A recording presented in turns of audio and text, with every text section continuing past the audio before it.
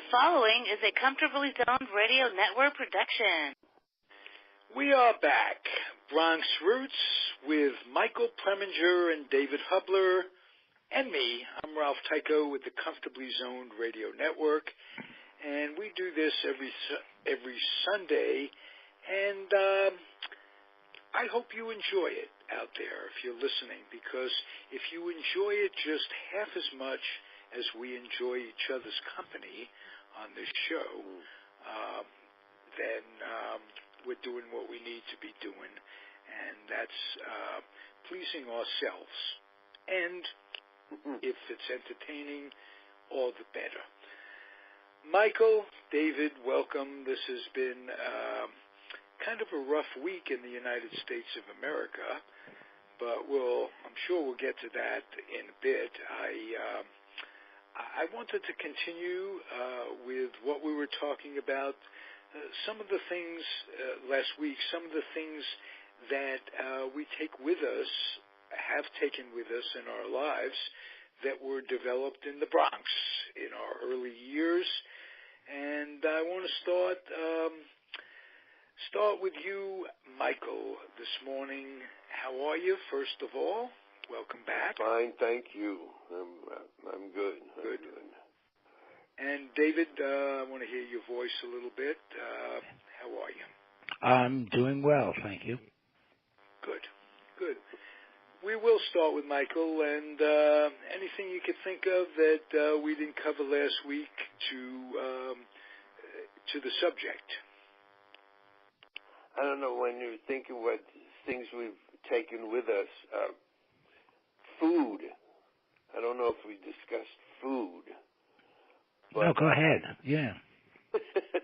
Yeah. I still, my favorite foods are still what I grew up with. You know, brisket and roast beef. My mother used to get this one, and I forget what cut it was, but I don't think I've ever had it. I know it came wrapped in a string, and this is how good it was, the way she made it. When she took the string off, I would suck the string because the taste was so good. There was a flavor, and she always would put in a piece of garlic, 1 or 2 pieces of garlic that she would shove into the roast beef. Oh. Now, when you say she, was that your mom? My mom. I'm sorry. Yes, my mother. And boy, I don't know. I've never had roast beef like that. The end cut. It reminds me just for a moment when I was a waiter in a hotel that was not the Catskills, but run like the Catskills, and everybody, or not almost everybody wanted an end cut. And there are so many. And people come at the tables would yell at me, "Where's mine?" I said, "It's just, you got to get here earlier." So. But my mother she was a wonderful cook, and just the smell of walking by one of a deli, you'd get that smell coming out, and it was, it was good. I've never. Because now that I'm out here in the land of avocado, which I do not like, and guacamole, it's not for me. And I've been here 40 years. I want a nice roast beef sandwich on fresh rye bread with good potato salad, which I've had like twice in 40 years here. And, I guess I want to go home is what I'm saying. I want to go home. How often do you get back? Can't go home again. Yeah. How often do you get back to visit? Very little. There's nobody. No, I have one friend in New York City, and that's it. So the last time I was back was 4 years ago. When David and I got together with 4 or 5 of our classmates, back in 2008. I hadn't been back this century. What did you notice was the biggest change since you were back previous to that? Oh, around the area around Times Square I loved it. It's like a mall, yeah. And there are bleachers there where people sit taking pictures of people taking pictures of people taking pictures.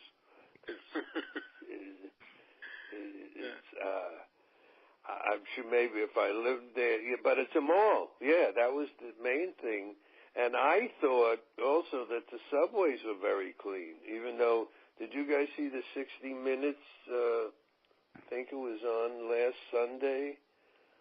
There's a guy from England, or is it Australia? I think England. Anyway, they're going to they want to redo slowly. It will take something like $40 billion to restructure the subway system. Huh. Whoa. That's a lot of, but it was very interesting because it's antiquated. A lot of the machines that they use switching trains and tracks and stuff they're like decades old. They go back to when they were first when the subways first opened.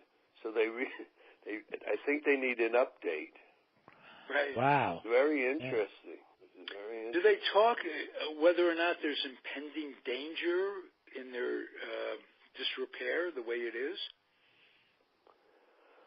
I forget, but there certainly is. I mean, for some of these old machines and buttons and stuff could go any minute, and then you're stuck in the subways. Oh, they need more exits along the lines if a subway, if something gets stuck, so people aren't stuck in the cars, in the subway cars for hours. They have to rebuild a lot of emergency exits. Mm-hmm. Mm-hmm. So it was the guy's done it he's transformed, I think, in England and a number of countries. And as he said, he needs someone from England to come to New York to redo the subways. But I thought they were pretty clean. I know we talked about it last week where there's no more D train. It's now numbered. Yeah. But as clean as it is, boy, it needs billions of dollars worth of work. Okay. David, sorry to talk so much. No. No. I didn't either. I didn't see that one. Yeah, it was very interesting. Very. Well, see, you get it at the right time. In the East, they have to finish the football games, so so the fourth quarter runs into the start of 60 Minutes, which annoys me greatly, and because the last quarter is always dragged out, so they could throw in more commercials, and then instead of starting at 8:00 here. Or 7:00 here, as it normally would, it'll start like 7:35 or something. Right. And I have my system set up to record it, but if I play it, I'm getting the last 15 minutes of a football game. So I missed it. Yeah.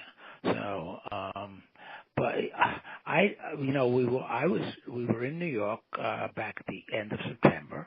And we didn't go near the subway. We just Ubered all over, which was good in the sense that we saw a lot of things that we hadn't seen in many years, and some, of course, didn't even exist when we were living there. For example, that High Line. I thought we definitely decided we were going to walk on the High Line, and we did. And I thought we'd come to the end of it. And I said, I'm going to go back to the hotel and just rest up a little bit. And Becky continued on, and there was a whole other half that I missed. And I thought it was all elevated, but apparently it isn't all elevated. But it's a beautiful spot. You're right on the Hudson River, and you're looking across at New Jersey, which was never a big deal. It's New Jersey, so but they've got some magnificent new developments over there on the Jersey coast side, and it's really very pleasant. And there's yachts that are actually tied up on the lower side, right at where the ground zero is. So it's the city has changed a great deal. We even got into Times Square briefly at night, and I think one of the things that's changed for me, people are walking around on the streets at all hours of the day and night. I mean, there doesn't seem to be a real fear like there was, 30, 40 years ago. You didn't want to get on the subway. But using Uber reminded me of why I don't really try to drive in New York, in Manhattan, simply because it's incredibly crowded. I can do it. I've done it in the past, but I prefer somebody else to drive me around. And that was one of the things I wanted to raise. And we did slightly, somewhat. This New York City was probably the first to devise this fiendish plot of alternate side of the street parking, so that they could clean up. Oh, that's right. We were talking about that. Yeah. And to this day, as I said, when I park at work, if I park right in front of the entrance, I'm not going to leave until I go home. I won't go out for lunch. I'll take a walk. I always bring my lunch anyway because there's no place there to eat. But you can drive right into Manassas proper, and there's all sorts of places. But that's one of the holdovers that I have. And in terms of food, yeah, I mean there are some things that I haven't had in many years. My grandmother used to make great, what is it? She called it Luxenkugel, noodles and cheese. Wonderful. I could eat a pot of that. Yeah. The only time I get it now is if somebody makes a casserole, which we never use that word at all, casserole. No. Casserole and avocado are two words that never existed.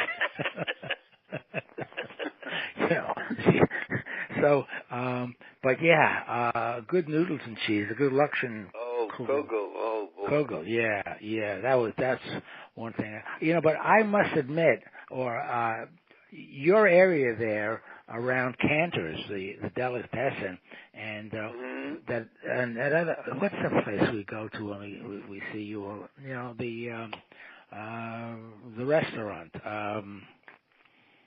Deli? Not Alice's restaurant. No, not a deli. It's sort of, it's right over there on the same side of the street as CBS. It's at, it's got several shops within it, and then there's the restaurant. Oh, the farmer's market.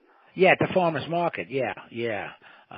That's another a place that reminds me very much of New York. You see a lot of older people. One of which I am. Becky would not remember the name. I forgot the name of the place. It was always very good for like breakfast and things like that. Dupars, yes, thank you. Yes, those are the things you miss leaving New York. We have some delis here, not very good, especially when it's listed as New York style deli. That's about as far from a New York deli as you can go and still keep the name. They're not very good. New York style. Yeah. What is that even supposed to mean? I know. Yeah. There's one that's been around for so long. They do a fairly good imitation, but you can get a corned beef sandwich on rye there, but if you want, you can get it on white bread, which is like insane. I mean, you wouldn't even find white bread in a real deli. It's rye bread. And guess what? There aren't that many real delis left in New York. No, they're not. No, not at all. No. That's what's probably scary more delis in L.A. than in New York. There might be. We know of Cantor's, and there's a couple of others. And frankly, the only one I know of still existence in New York is Katz's down on Delancey Street in the Lower East Side. Wow, isn't that I something? remember that one. Yeah, but I think they now serve tacos. I understand. Thank you. Boy, that's it out here. My grandchildren know nothing about Luxemkugel, but boy, they love tacos. Yeah. Oh, yeah. In fact, you know what? Pizza is still primary. At least in my head, I miss New York pizza.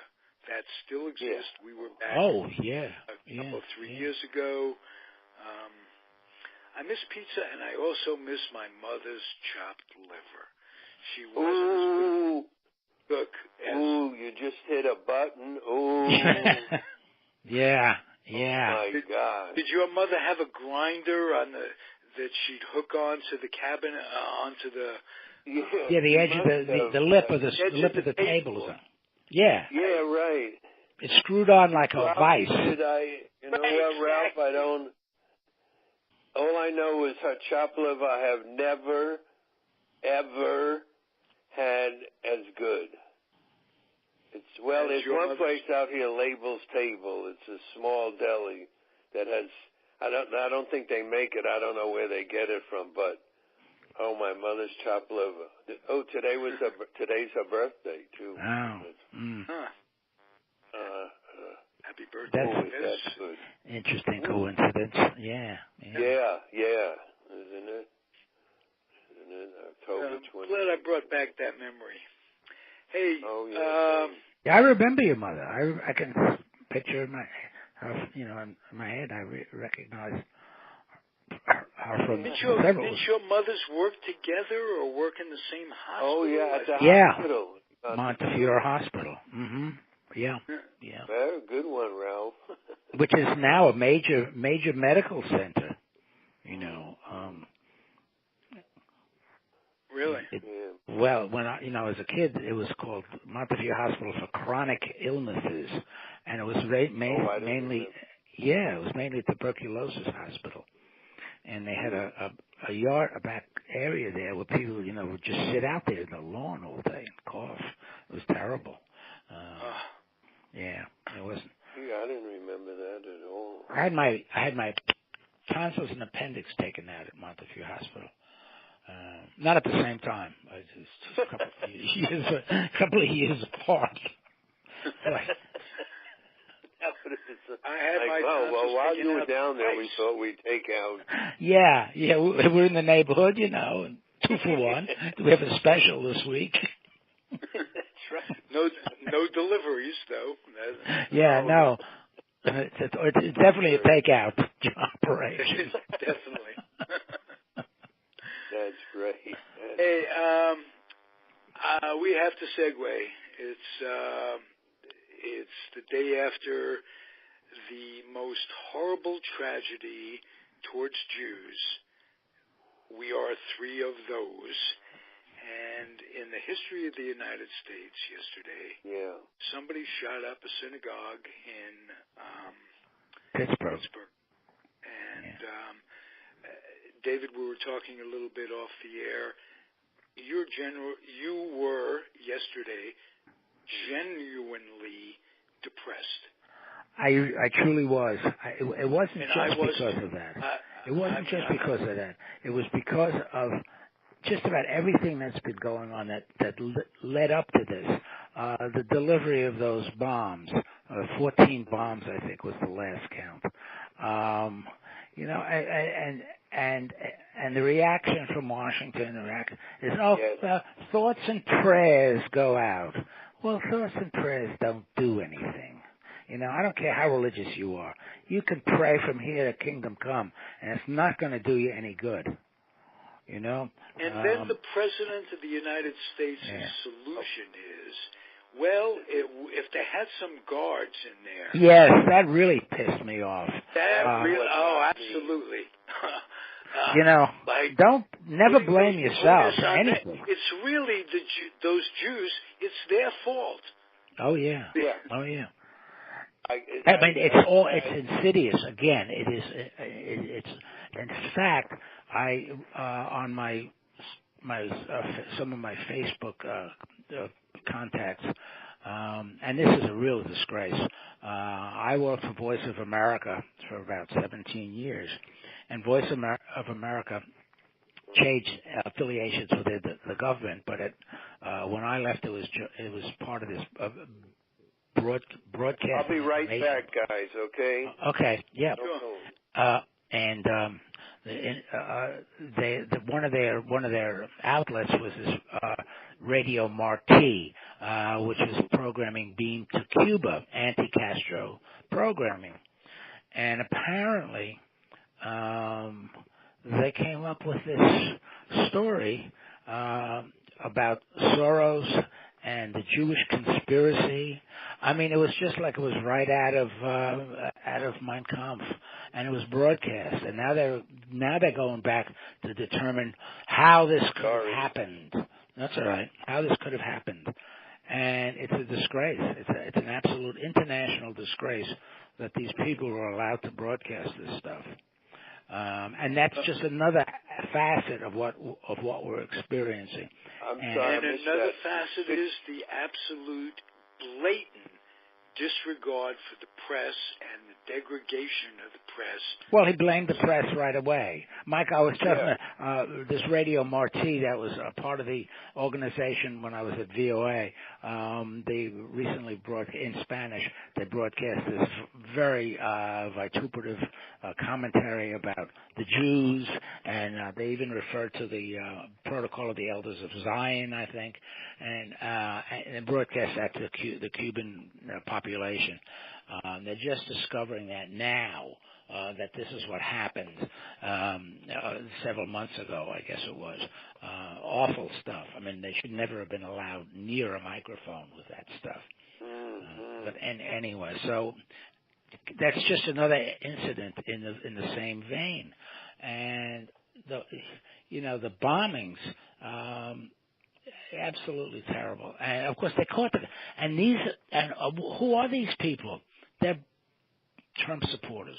They're far-right Trump supporters, and he does nothing to rein them in. He does nothing. He'll read off the teleprompter, he'll read a statement that was prepared for him, and then 5 minutes later, he'll go off again on how it's the media's fault and they're the enemy of the people. It's just disgraceful. And so when this happened yesterday in Pittsburgh, I just felt so totally depressed. And this morning when I heard that these people in their 80s and a 97-year-old woman were among those killed. God, what did this 97-year-old woman go through in all those years to wind up being shot by some lunatic? Terrible. In a temple, for Christ's sake. In a temple, in a temple. It's just. And are you guys? Is it scary that anti-Semitism is a lot bigger than we think? Yeah, it is. One guy with a rifle, but wasn't just rifle. It was AR-15. I've always been anti-Semites, but I thought these old people would die off, and I thought that the young people, again, young, it's all. Well, don't blame the old people. That's us. No, but don't wish us gone. I know what you're talking about. Old people. I know what you mean. The last old people. You know what I'm saying? Yeah, I do. And that's the big disappointment. I have an interesting question for you guys, and I'll come up with mine. What was the most blatant anti-Semitic instance that you faced yourselves in your lives? Start with you, David, this time. Well, I mean, we grew up in directed towards you. Oh, directed towards me? Yeah, either in a career or social setting. I'll tell you. It was inadvertent. It was inadvertent. This was the only instance that I can recall having happened to me personally. I was teaching English in Wilton, Connecticut, and I forget what the circumstances were, but it was not a largely Jewish community, although Dave Brubeck lived there with his family. And anyway... And the whole five lived there, which was a crowded situation. Take five, yeah. Yeah, well, we did. But anyway, this was a freshman. So these kids were like ninth graders, if you go put them in the junior high school context. They were just ninth graders. And there's one kid, we were talking about something, or maybe a book, I can't recall, and he said something about Jewing them down. And he used that term. And there was like a silence. You know how they say suddenly the air went out of the room? Well, that's exactly what happened. The other kids in the room realized what was going on. And I for a moment I'm thinking in my head, do I say something? Do I not say something? So I decided not to say anything and just went on as if I hadn't heard it. But that was the only thing that ever happened to me personally. Just recently I learned from one of my neighbors on the street that when they moved into the house that they're in now, the previous owners, they kept to themselves. Everybody, they were just a couple, no children, nothing. But when this couple moved in, the two wives got together, and the wife of the previous owner who were leaving said to the new owner, well, there are Jews in this neighborhood. And the new neighbor told me that story. And, there were four, and then two of them actually had left. We're head down to two. Now, I mean, we don't run around the street carrying a Torah, Right. If anything, we're not very observant, to tell you the truth. We have a mezuzah on the door which keeps falling off. That could be a sign from God that we should behave better. Maybe, I don't know, but it keeps falling off. But that's about it. And most people don't, our neighbors across the street had a funny story to tell. They were very, very Jewish, kept a kosher home in Northern Virginia, not easy to do. They had a doormat in front of their door that said Shalom.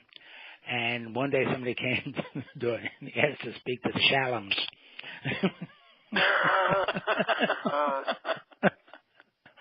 So, yeah. And I must say, though, now that I think about it, we have a Jewish center about 3 miles from our house, 3-4 miles, and it was, attacked with anti-Semitic writing, swastikas, just about maybe a month ago. Just a month ago. So. Oh. Yeah. So there you go. It's out there. Before Michael, let me tell my story of having anti-Semitic remarks made and getting back at this guy. I'll tell you a quick story. I'm living in Sacramento, and there's a used bookstore in what they call the Village Mall in Sacramento, kind of a swanky place relative to the other malls. Outdoor mall, and they have as I say, a used bookstore that was terrific. I loved going there. And one day I go there, and the guy says, we got a big sale going on. We have to move. The owner says this to me, and I said, that's terrible. What happened? He says, well, the landlord, Mr. Cohen, is raising my rent so much. You know how those people are, and he gives it one of these things with his fingers rubbing together. Like it's thumb and forefinger, yeah. Right. And I'm standing there with my then girlfriend, who happened to be a Gentile, and we're holding hands, and she tightens up on my hand as her reaction to that. I don't know why. Was it to keep me from hitting the guy in the mouth, or what? I said, I really don't know how these people are, but I take your word for it. That's the way it goes, huh? So he's got all kinds of moving plans. He got a new place to go to. He's got movers going. And I call the guy up about 2 weeks later as if I'm the landlord's associate. His landlord, Mr. Cohen, wasn't getting along with him, so now I'm on the phone. I'm Mr. O'Brien. I'm an associate. I'm his partner, Cohen's partner. We really want to make it good with you. I said, instead of raising your rates 30% or whatever, I'm only going to raise them 5%. And that's all. We'll give you a lease for 10 years, raise it 5%. He says, would you do that? He says, yeah. He said, guy goes about canceling his new lease. Wow. He cancels the movers and what have you, and he and Mr. O'Brien have a date to finalize the lease Friday. It's the Friday before Easter, Good Friday, and I said, come by the office Friday afternoon, and we'll settle this, right? So naturally, he goes by the office. There's no Mr. O'Brien there. And 2 weeks later, I call the guy back on the phone, and I go, do you remember me? He says, he says, I knew it was you.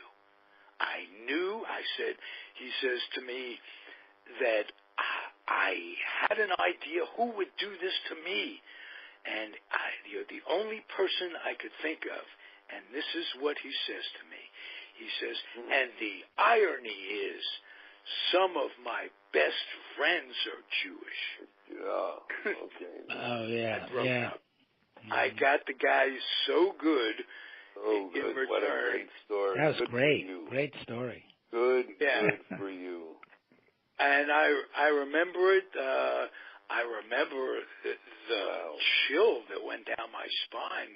How could this guy think this? I mean, well, yeah. Even if he did believe it, would you tell somebody that? Would you share it with anybody, whether you thought he was Jewish or not, or didn't think about it or whatever? Yeah, I mean, that's the thing. I mean, it's a non-thinking kind of you're right. They don't know who they're speaking to. I mean, they could be talking to the chief rabbi of Jerusalem or something, and they'd still act the same way. They didn't know I was so devious, and I'd come up with a diabolical thing to. And diabolical, what it was. Yes, I'm proud of that one. I must. Yeah, you should be. I think that's great. Yeah. I don't know. But his reaction. Some of my best friends are Jews. Yeah, right. Those Jews don't have you as a best friend. I can assure you of that. Right. Yeah. And and keep in mind that this another crazy went in and shot a couple of African Americans in a Kentucky Kroger grocery store. After he couldn't get into a black church. So he went to the Kroger's and he shot the first two black people he saw and killed them. Yeah, prejudice isn't just against Jews. No, of course not. Certainly, and it comes from the craziest things. I live in Alameda, and my next-door neighbors were Filipino grandparents. And some of the grandkids married interracially. Some of their sons and daughters married interracially, so they weren't all Filipino. Some were Korean, part Korean, some were part Chinese, but they're all kids. And one day, I'm listening to them bicker with each other, and one kid says, well, I'm all Filipino. That 3-4 years old. That so wow. The craziness starts when the kids are very, very young, and it's from the parents, of course. Of course, if they didn't pass it on, where would they learn stuff like that? And but yeah, I mean, and some of it is inadvertent. I mean, one of the things that always stirred me was, well, let's go have chinks tonight. Very common in the Bronx. Yes. Very common. Yep. Let's go have chinks. Why can't you just say we're going to a Chinese restaurant? That was so racial. We've had this battle here in D.C. for a good number of years over the name Redskins for the football team. People are very, very insensitive when it's not their group that's being vilified. It's not just that football team. It's the Cleveland Indians are going through this thing, and their fans hate that they take off that emblem of the smiling Indian Chief Wahoo. Chief Wahoo. Yeah. It's a slur to people. And sure it is. How'd you like it? The Italians, the New York Italians. Well, even in sports, I mean, DiMaggio was called a Dago right to his face. Not only DiMaggio, Rizzuto, all of those Italian Americans who played Major League Baseball in the 30s, 40s, and 50s, they were all referred to as Dagos. Mm-hmm. And there was a big Irish thing going between the McGraws and John McGraw. The Irish and the Italians didn't get along. It's always the last immigrant that suffers. Yeah, right. Well, I got a kick out when I was living in Panama. We knew a couple who at that time were living in Puerto Rico, and the woman became pregnant, and so she had to come back to Panama because she didn't want to have a Puerto Rican baby. Oh, wow. Wow. I mean, that's, yeah. What a mindset. Yeah, that baby's not going to be Puerto Rican. I don't know. Crazy people. Yeah. That's anyway. Worse, right. I think. When David is saying about people, I have a guy I know who would just like the last few years, it was let's go for chinks, and I even said, please don't use that word. Yeah. That's and the worst when I get together, I know I've talked about this on Saturday mornings with a bunch of guys. There's one guy, and this really gets me. He hasn't done it in a while because I really jump on him every time he would do it. As a Jewish guy, but if you'd say, something costs $50, he goes, yeah, but if you're a Jew, it's $49.95. And I would, would Jew him down. I say, well, you was he Jewish? Because and sometimes we Jews joke amongst ourselves, and we could say things that other. Yeah, but was this a Jewish person? Ugly coming out of this guy's mouth. And he's stopped doing it in front of me anyway. Because so often there would be references like that, and it was just, come on. Yeah. Well, the racial group that uses it thinks it has a license to use it because it's within the group. But you can't do it outside the group, as we know very well from the use of what I hate to say is called the N-word. Now, I think that's such a childish term, the N-word. or like little kids go, "Mommy said the S word," you know. I understand where people are coming from. I wish some of our lexicographers would come up with a better term than N-word that could substitute for the N-word. What was that story where the mother says, "Don't say fuck in front of the KIDS"? Oh, I know. That's a joke I heard. It has to be 60 years ago where the kids are playing stickball and a pigeon lands on his sticks and the kid says, "Fuck off." And as he says that, a nun is walking by and she says, "Don't say that. Just say shoo, and then it'll fuck off." Same joke, but I love that. Don't say fuck. Yeah. Yes. Do you know how I enjoy making you guys laugh and how... yeah, it is fun. I get a kick out of it.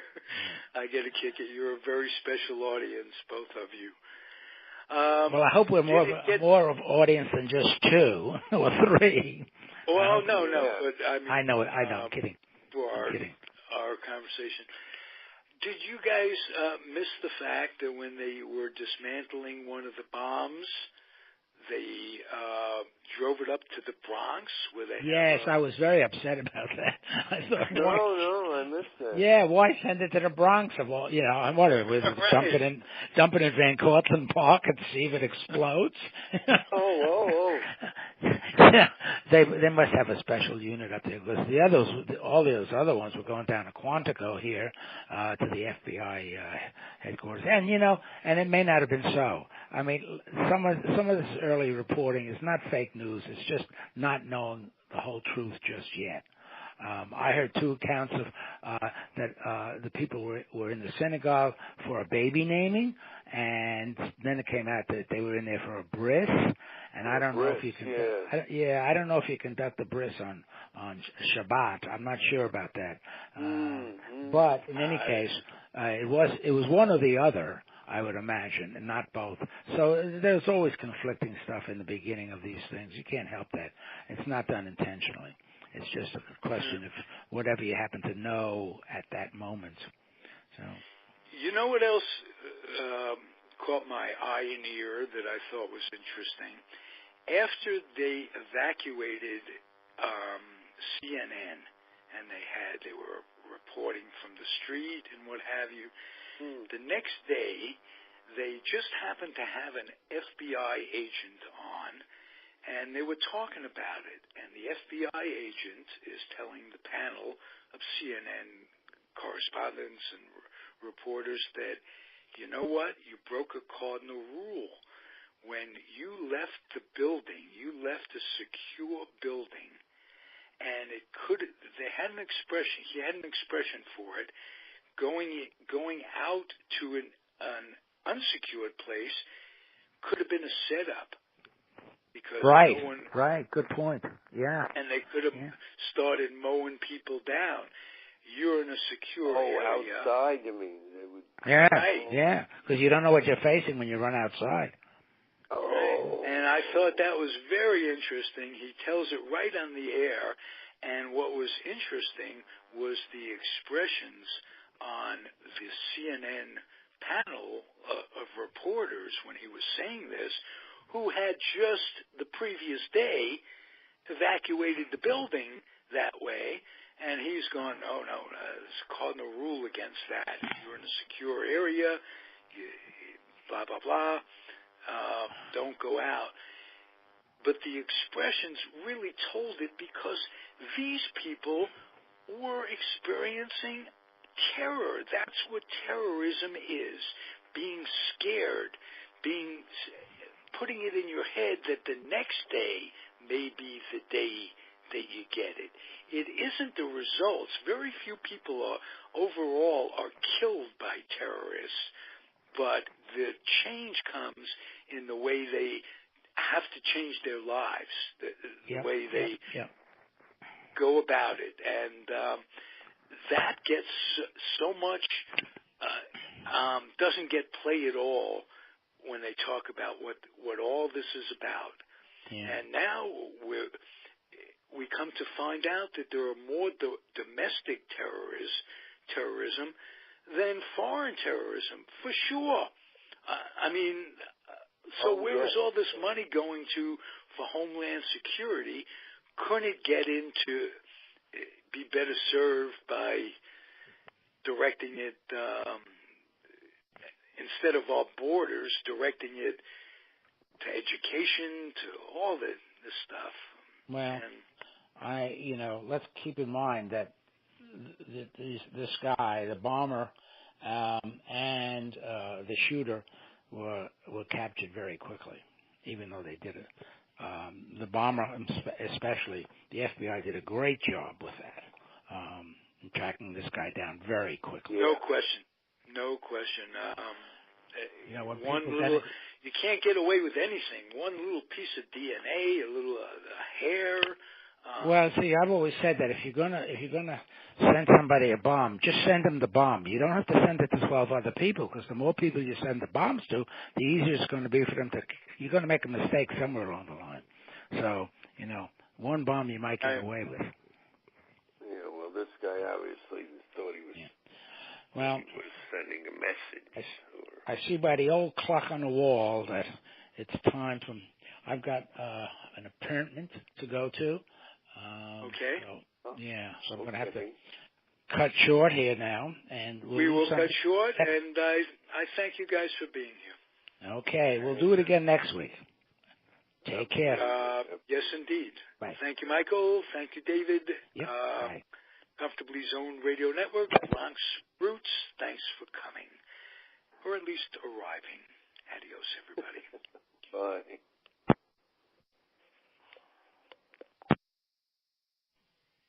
The proceeding was a Comfortably Zoned Radio Network production. Thank you for listening.